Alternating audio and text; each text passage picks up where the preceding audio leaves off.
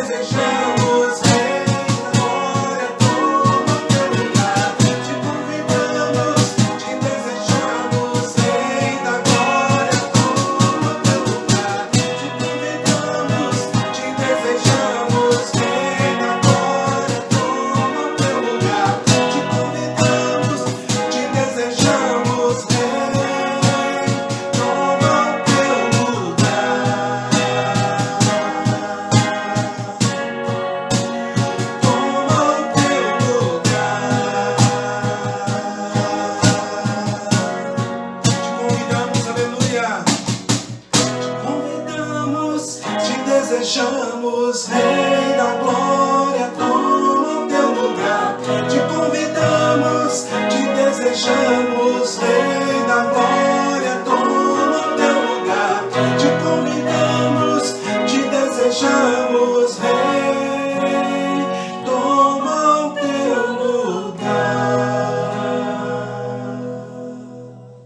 Cumprimento a todos com a preciosa graça do nosso Senhor e Salvador Jesus Cristo.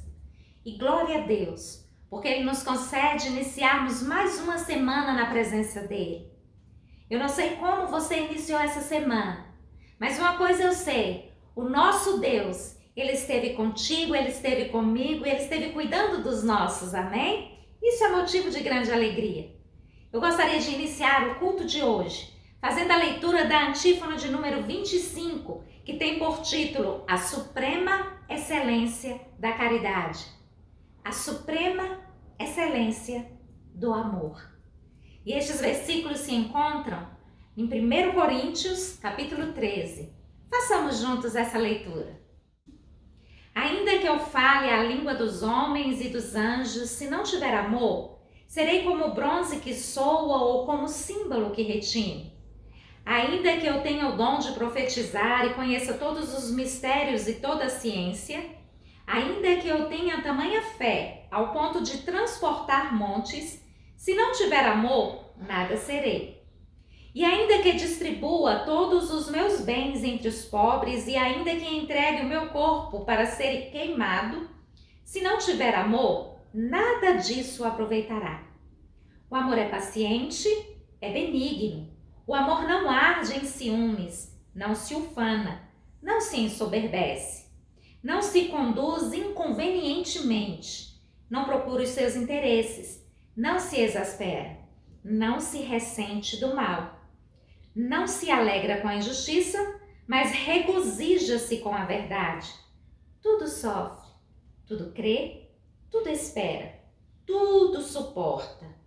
O amor jamais acaba, mas havendo profecias desaparecerão, havendo línguas cessarão, havendo ciência passará.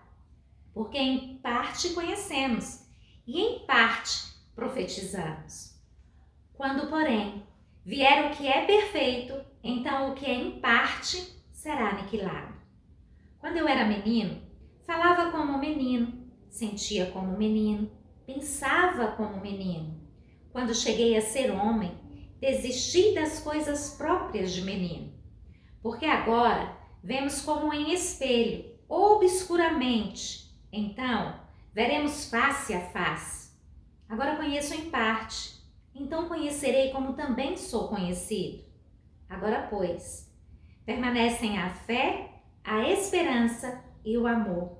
Estes três, porém, o maior destes é o amor. Que Deus venha aumentar na minha vida e na sua vida o amor.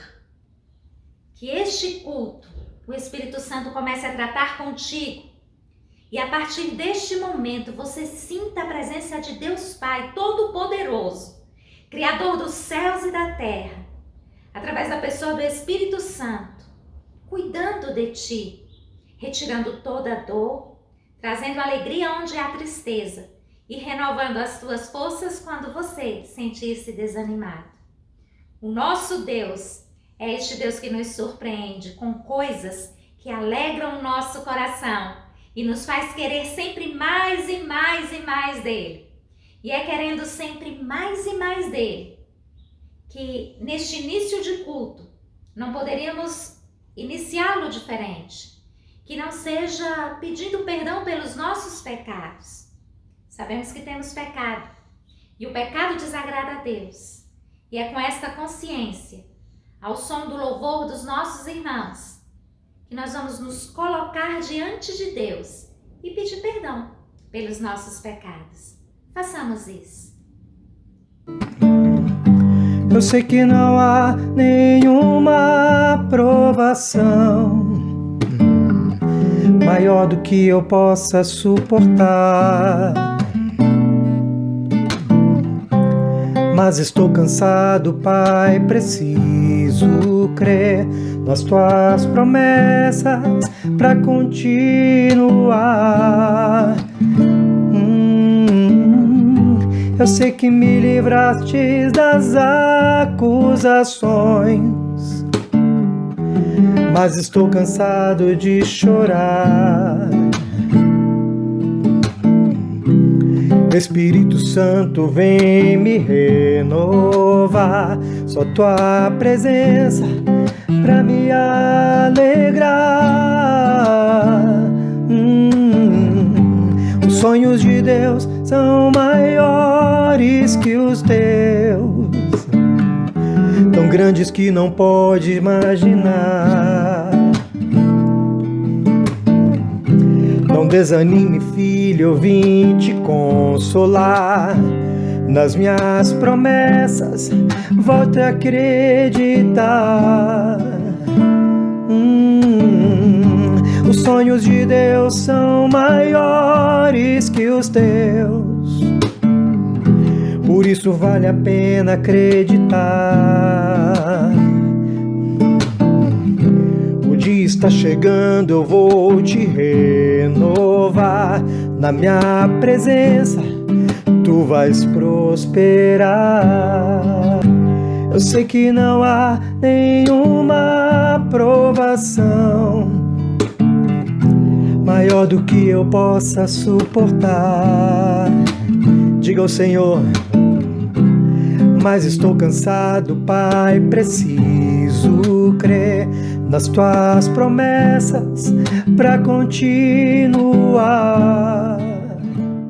Nós te engrandecemos, Paizinho de amor, porque sabemos que nada foge ao controle das tuas mãos. Pedimos perdão pelos nossos pecados, pedimos perdão pelas nossas falhas. E queremos, Senhor Deus, te dar a liberdade para nos conduzir firmes e nos auxiliar a dizermos não quando necessário for para o pecado, para tudo aquilo que entristece e que fere a sua santidade. Pai, toca-nos a partir de agora com teu Espírito Santo e que venhamos, Senhor Deus, sentir o frescor em nossa alma de todo o livramento, de todo o peso, de todo o pecado, porque o Senhor, que tem poder para perdoar, o faz com alegria e por amor. Rendemos-te graças por este momento, rendemos-te graças pelo perdão dos nossos pecados.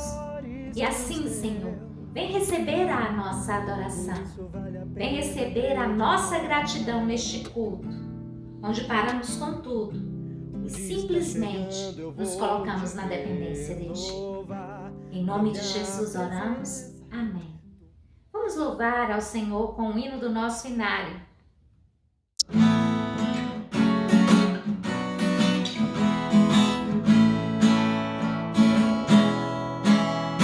Não sei por que de Deus o amor a mim se revelou e para si meu Salvador minha alma resgatou.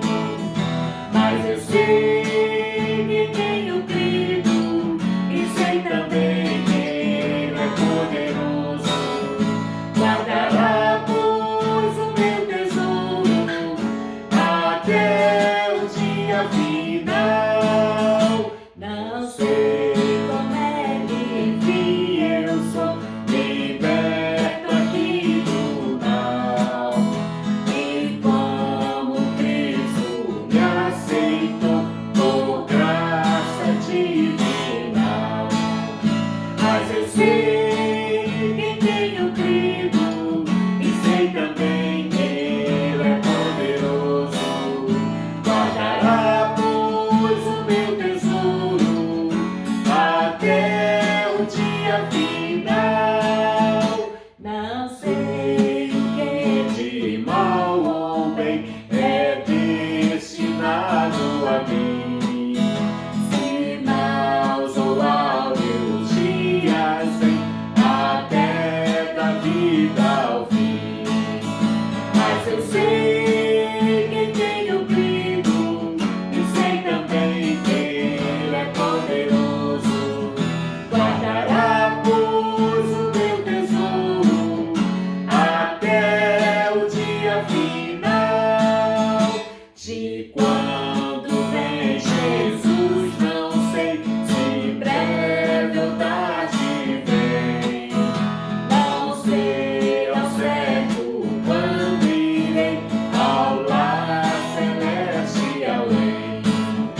Mas eu sei que tenho crido e sei também que Ele é poderoso.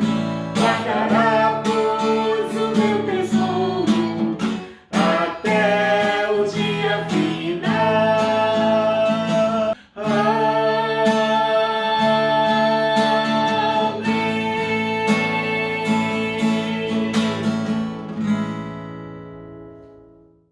Glória a Deus por esse hino, não é verdade?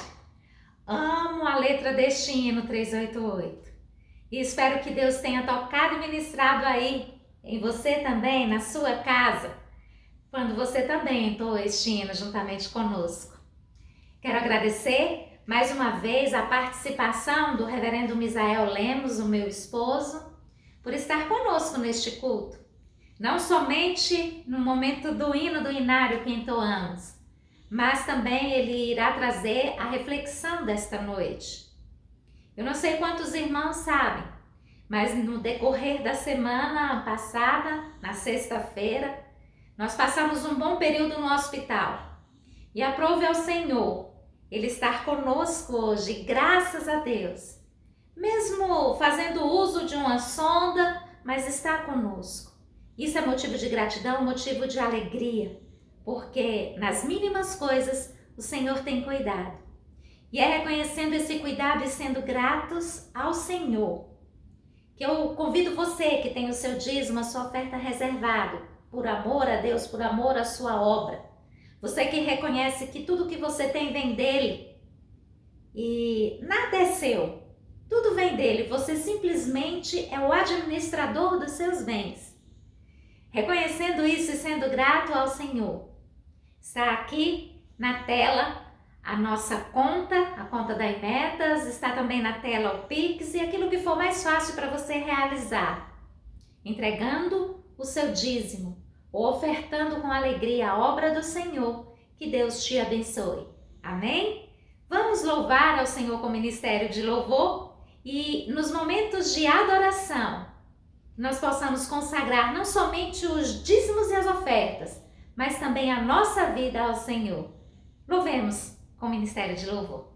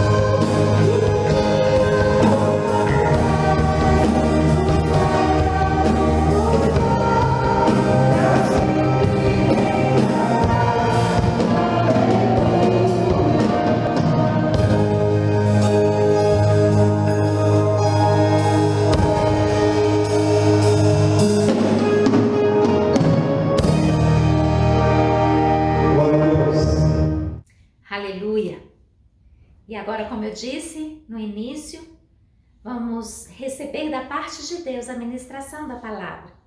Que Deus abençoe o reverendo Misael Lemos.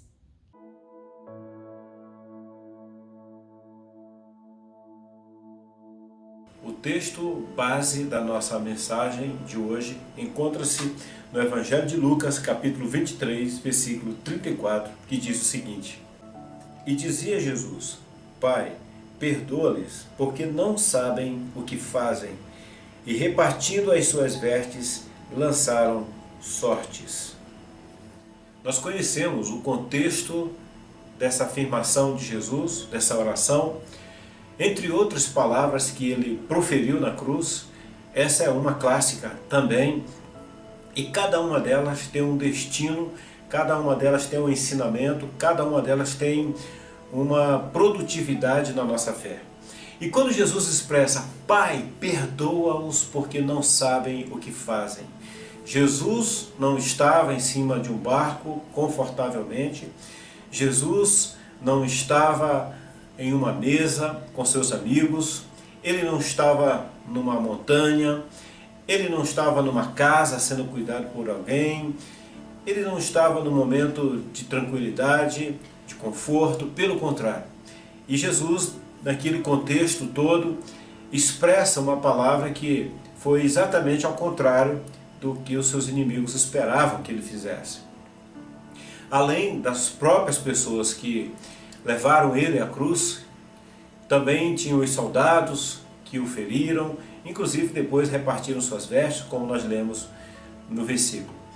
Diante desse contexto, o que eu mais quero trazer aqui para vocês é apenas esse pequeno recorte quando Jesus diz: Pai, perdoa-os.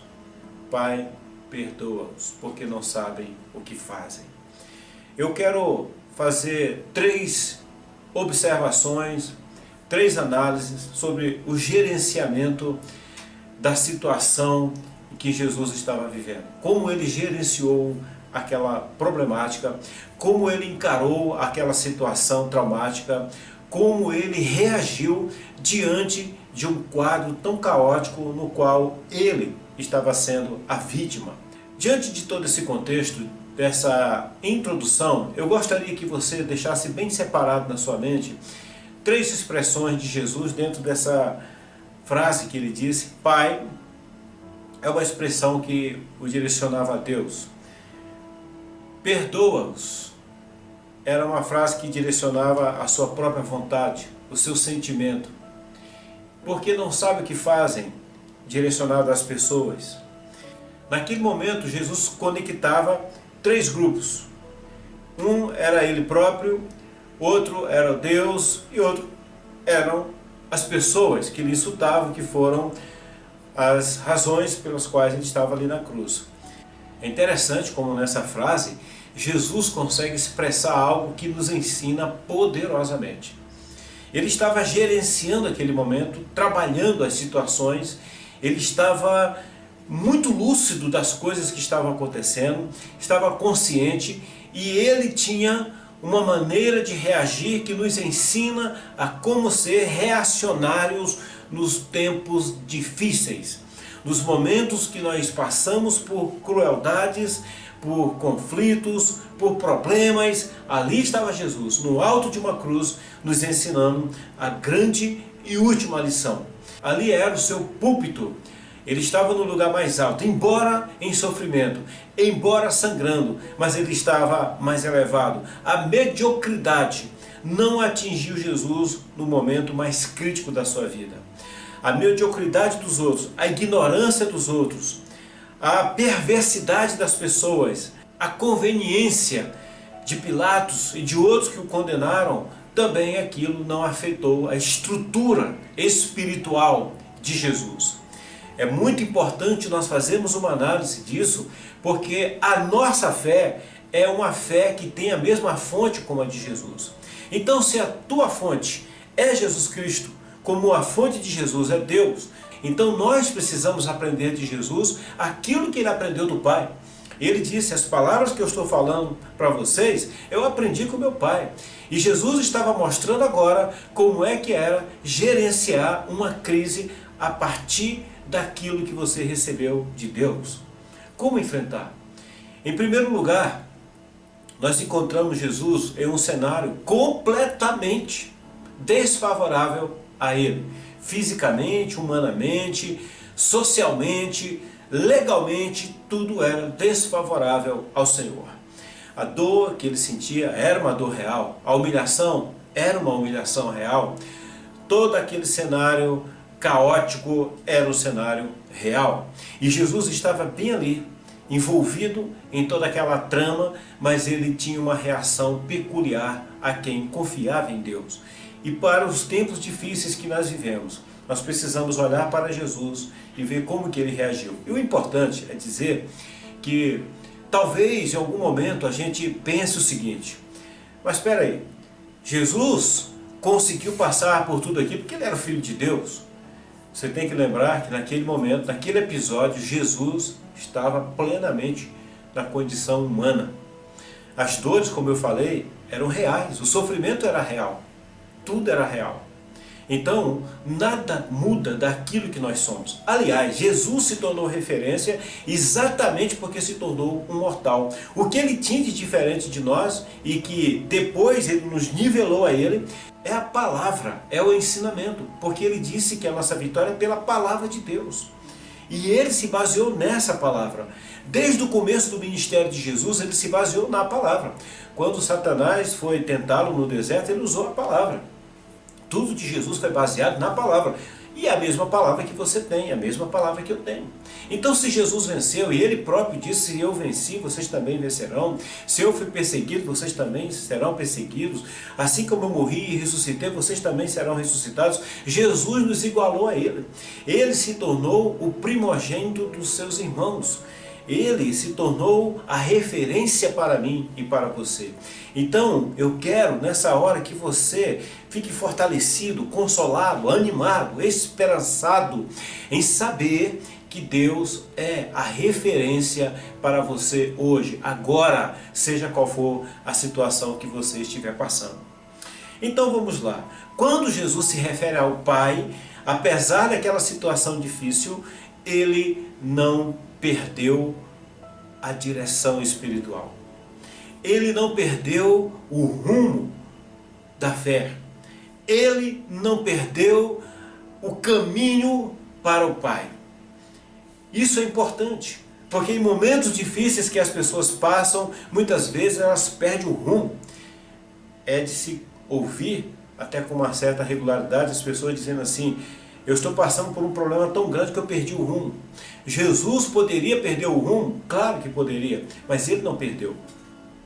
O rumo dele, a direção, sempre foi Deus, continuou sendo Deus. A mediocridade das pessoas que o condenaram por interesses políticos, interesses religiosos, ou por outros interesses, ou por outras conveniências, nada daquela mediocridade atingiu Jesus, porque ele continuava firme quem era Deus. Ele não desviou o seu caminho de Deus, ele não desviou a sua atenção de Deus para olhar para aquelas pessoas no sentido de esquecer Deus e olhar para aquelas pessoas.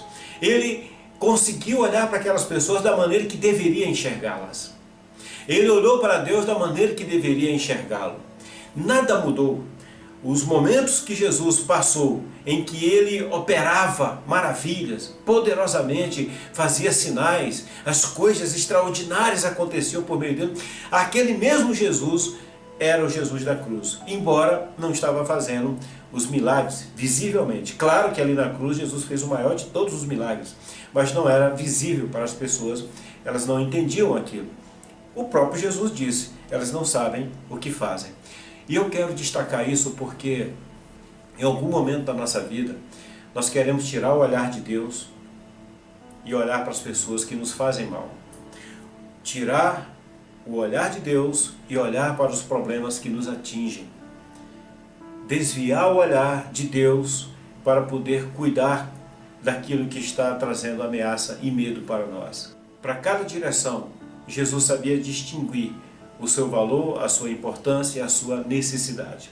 A consciência de Jesus não fora corrompida, a sua consciência não fora anulada por conta dos problemas. Ele mantinha firme, incólume, decisiva, sólida, todas as suas convicções. E quem sabe você que passa por algumas situações difíceis na vida, começa a olhar em sua volta e ver a injustiça, a desonestidade, a ingratidão, a maldade das pessoas, tudo isso está em nossa volta. No mundo tereis aflição, Jesus já havia dito. O mar de malignidade muitas vezes tenta nos afundar. E bem aí nesse contexto difícil, nesse turbilhão de problemas, há de você e eu mantermos o rumo, mantermos a nossa convicção. Deus estava ali observando tudo o que acontecia com seu filho, como também observa tudo o que acontece conosco. E eu imagino a alegria de Deus em ver que seu filho estava firme. Não mudou quem ele era, não mudou a sua missão, não mudou a sua palavra. Aquilo que Jesus ensinou, ele viveu. Havia uma coerência do ensinamento e a prática de Jesus. Havia uma ligação sólida, inseparável dos ensinos com o seu modus operandi. Jesus é a nossa parte mais importante de análise. Jesus é o nosso modelo, ele é a nossa referência. Eu quero dizer então, para você que está me ouvindo, guarde muito bem isso, não perca o rumo, não deixe de olhar para Deus, não deixe de orar nos momentos difíceis. Quando Jesus disse Pai, ele estava falando com Deus no momento difícil, mas ele não estava pedindo algo para si.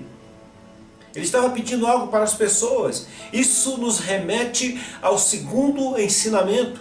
O primeiro grande ensinamento é que ele não perdeu o rumo para com Deus. O segundo grande ensinamento é que ele não perdeu o rumo para com as pessoas. E ali Jesus usava do seu amor, da sua misericórdia, da sua sensibilidade. Se ele teve durante a vida inteira um coração bondoso, não era agora, na hora mais difícil, que ele ia perder esse coração bondoso.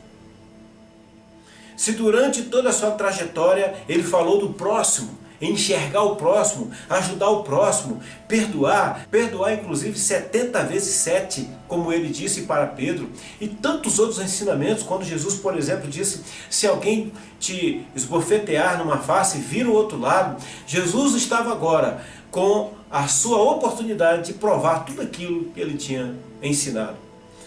E Jesus estava olhando para aquelas pessoas com um sentimento de compaixão, de misericórdia, de amor. Jesus olhava para aquelas pessoas e conseguia enxergar nelas algo além do pessoal. Ele não misturou o pessoal com o real. O que aquelas pessoas estavam falando contra Jesus não era exatamente porque era Jesus, mas por causa dos seus ensinamentos. E Jesus então conseguia entender que aquelas pessoas não compreenderam exatamente qual era o ministério de Jesus, qual era a sua missão, qual era a sua palavra, qual era o seu ensinamento, qual era o seu propósito maior. E Jesus teve pena, elas não sabem o que fazem, elas não entendem. Jesus entendeu as dificuldades daquelas pessoas. Jesus entendeu as limitações daquelas pessoas. Note que se fosse uma outra pessoa, queria logo destruí-las, porque elas estavam fazendo um grande mal. Mas Jesus não misturou o pessoal com o missional, não misturou o real, a necessidade, com o pessoal. Ele soube distinguir uma coisa da outra. E mesmo que aquelas pessoas estivessem pessoalmente atingindo Jesus, ele tinha suficientemente um sentimento de bondade, de amor para com aquelas pessoas.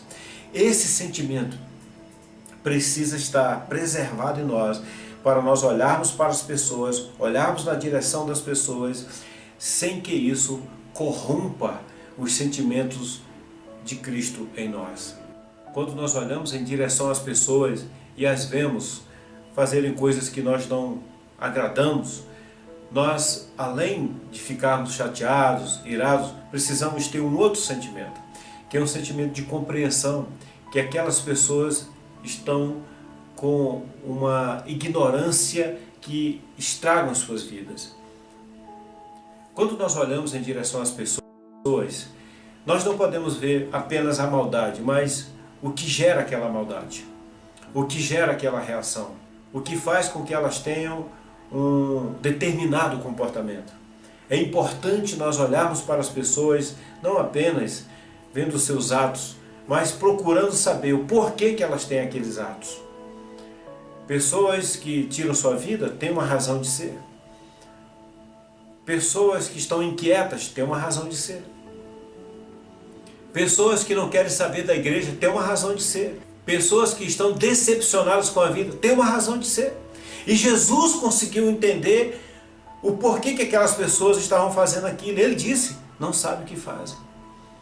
Apesar de toda a situação ruim, Jesus conseguiu perpassar todo o comportamento, toda a reação, todas as palavras ruins, todas as atitudes negativas e entender o coração daquelas pessoas. E naquele momento em que Jesus estava olhando para a população, para as pessoas, Jesus olhou na direção de Deus corretamente, olhou na direção das pessoas corretamente, olhou na sua direção corretamente.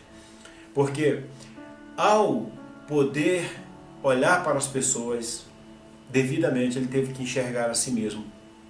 Ele teve que lembrar da missão que o colocaram na cruz, do motivo que o fez estar ali.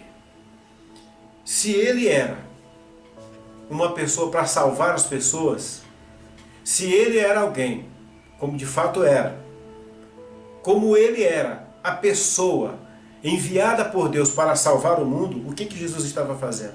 Já estava salvando aquelas pessoas. Ele estava exercendo o seu ministério, ele não deixou de ser quem ele era. Então ele estava olhando para si mesmo, em sua própria direção, para dentro de si, para a sua missão. Ele não perdeu o propósito da vida. E eu quero então concluir essa mensagem dizendo a você, não perca o propósito de Deus na sua vida. Por nada que tiver em sua volta, olhe para Deus devidamente. Olhe para as pessoas devidamente, mas olhe para você devidamente também. Não deixe de ser uma pessoa generosa. Não deixe de ser uma pessoa firme no Senhor, mesmo que não esteja bem. Lembre, Jesus não estava bem ali na cruz. Ele não estava de férias. Ele não estava no espetáculo. Ele era o espetáculo de uma forma negativa. Ele não estava assistindo um show em um camarote bem servido, com tudo de bom. Pelo contrário, ele estava exposto à vergonha, à humilhação, no calor, com dores, com o corpo sangrando, um ambiente hostil, cruel. Mas ele, mesmo assim, mantinha tudo aquilo que ele recebera de Deus. Mantenha a bênção de Deus na sua vida, tudo vai passar. Jesus morreu, mas ressuscitou e hoje sim, ele está bem. Mas para passar por aquele estágio, Jesus precisou olhar na direção de Deus devidamente, na direção das pessoas devidamente e na sua direção devidamente. Então não deixe de olhar corretamente em todas as direções. Se alguém te fez mal, perdoa. Foi assim que Jesus fez. Se alguém não te entende, perdoa. Entenda que o momento que nós estamos vivendo, mais do que nunca, é propício para nós exercermos a nossa fé, aplicarmos aquilo que nós aprendemos. Então, se você que é um cristão, que busca o Senhor, que tem a Deus como seu Deus, que o chama de Deus, se você é um cristão que chama Jesus de Senhor e de Salvador, e quem sabe de Mestre, então aprenda com Ele, e eu também preciso aprender com Ele. Aprendamos dele. Nesse momento mais difícil, Jesus não deixou de olhar para onde deveria, devidamente. Ele não deixou que a poluição ofuscasse a sua visão, a poluição do mal. Ele não deixou que as dores, toda aquela crueldade, não o fez perder de vista as pessoas, não o fez concentrar-se para olhar apenas para aquilo que ele estava passando. Ele olhou para o outro também. E eu quero então que você abrace essa mensagem, porque quando nós olhamos em todas as direções devidamente, nós nos colocamos na situação, no ponto exatamente onde Deus quer que nós estejamos. Nós ficamos posicionados no lugar exato aonde a fé nos colocou, aonde a palavra de Deus nos moldou, aonde o Senhor nos projetou. Então, viva sempre olhando em todas essas direções. Porque quando Jesus olhou para o Pai, ele fora suprido pelo Pai. O Pai interviu na hora certa. O Pai vai intervir na hora certa na sua vida. Deixando aqui com você apenas mais uma informação desse texto. Enquanto Jesus olhava na direção do Pai, o Pai olhava na direção de Jesus. E quando Jesus estava na sepultura, o Pai o enxergou ali. E foi dali que ele saiu para a vida, para o sucesso, para a vitória eterna. Lembre disso. Olhe para o Pai olha para você. Tem uma expressão de Nietzsche que ele diz o seguinte: se você olhar muito para o abismo olha de volta para você. Então a analogia correta disso seria o seguinte: olhe para o Pai e o Pai olhará de volta para você. Vamos orar. Senhor, sustenta-nos, ó Deus, nesse entendimento de Jesus Cristo ali na cruz, dando uma aula magna, uma aula incrível, com poucas palavras, mas com muita atitude, com muito exemplo, usando a si próprio como uma ilustração, usando um cenário real, uma situação de dor, para dar esse grande ensinamento. Ele não deixou de olhar para o Pai, não deixou de olhar para as pessoas e não deixou de olhar para si mesmo. Ele não cometeu ali o erro de murmurar, de reclamar, de lamentar. Ele não praguejou, ele não amaldiçoou aquelas pessoas, ele não xingou, ele não gerou ali um ambiente em que ele se nivelasse à mediocridade daquelas pessoas. O nível mais alto de Jesus foi mantido inclusive na dor. O nível mais alto de Jesus foi mantido no momento em que todos queriam destruí-lo, mas ele ficou firme. Naquilo que dependia dele, ele se manteve firme. Aquelas pessoas tentavam rebaixá-lo, aquelas pessoas tentavam fazer com que Jesus se sentisse mal, destruído, envergonhado. Mas ali ele entendia qual era a sua missão e aquilo fez com que ele continuasse falando com o Pai, como ele sempre fez.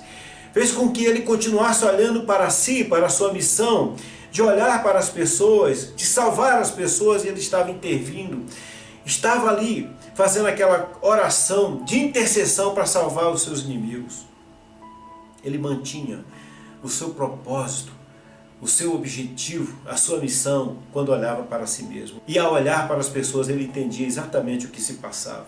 E eu creio que o Senhor tem falado aos nossos corações a partir do que nós pregamos aqui. Eu peço que o Senhor mantenha essa palavra firme e que possa reverberar, possa frutificar, possa, Senhor Deus, nos fazer pensar nas coisas que estamos vivendo, nos momentos difíceis que estamos passando, mas que nós não percamos o rumo de olhar para Deus, para as pessoas e para nós mesmos. Que a mediocridade, o medo, as circunstâncias não rebaixem o nosso nível, porque uma vez o Senhor nos elevou, elevados ficaremos. Nós oramos em nome de Jesus. Amém. Aleluia! Estamos abençoados, amém, meus irmãos? Estamos gratos ao Senhor, amém? Sendo assim, recebam a bênção apostólica. Que a graça do nosso Senhor e Salvador Jesus Cristo, o amor de Deus, o nosso Pai, a comunhão e a consolação do doce Espírito Santo permaneça em nossas vidas e caminhe conosco, hoje e sempre. Amém e amém. Receba o abraço da sua pastora. E até a próxima semana. Sobre toda a terra tu és o rei, sobre as montanhas e o pôr do sol. Uma coisa só, meu desejo é: vem reinar de novo em mim, reinar em mim com o teu poder, sobre a escuridão, sobre os sonhos meus. Tu és o Senhor de tudo que sou. Vem reinar em mim, Senhor. Sobre o meu pensar, tudo que eu falar, faz-me refletir a beleza que há em ti. Tu és para mim mais que tudo aqui. Vem reinar de novo em mim, reina em mim com o teu poder sobre a escuridão, sobre os sonhos meus. Tu és o Senhor de tudo que sou. Vem reinar em mim, Senhor, reinar em mim com o teu poder sobre a escuridão, sobre os sonhos meus. Tu és o Senhor de tudo que sou. Vem reinar